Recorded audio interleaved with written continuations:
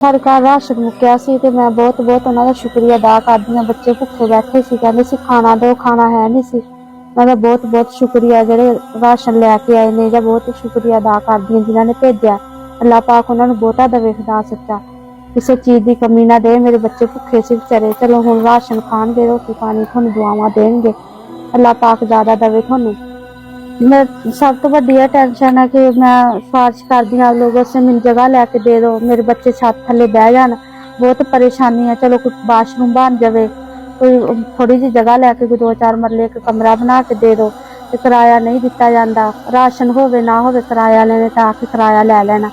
सब तो वड्डी है परेशानी है। बच्चे बहणगे तुहाडा शुक्रिया अदा करनगे, सारी जिंदगी का तुहाडे ते एहसान होएगा साडे ते तुहाडा। अल्लाह पाक तुहानू ज़्यादा देवे। बस मेरी ये सिफारिश है। उस तो इलावा एक सिलाई मशीन लैके दे दो, चलो मेरी बच्ची सिलाई सीखी है, घरे बह के काम करी जाएगी, चलो कोई नाल आसरा लगता रहेगा।